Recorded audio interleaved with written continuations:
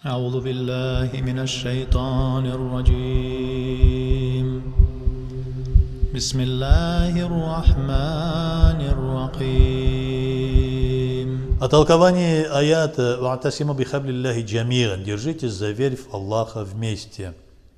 Ахмад бин Мухаммад ат-Тахтави был муфтием Каира, мазхаба Абу Ханифа, умер в 1815 году.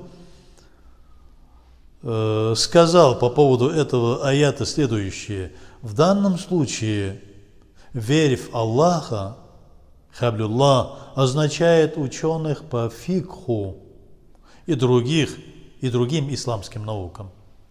Кто отделится от ученых по фикху хоть на 5, собьется с истинного пути.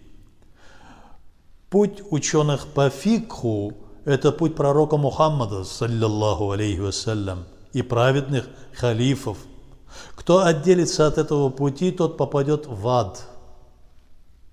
Мусульмане могут обрести спасение, лишь следуя вероучениям общины Ахлис-Сунна валь-Джамаат, 4 мазхабов.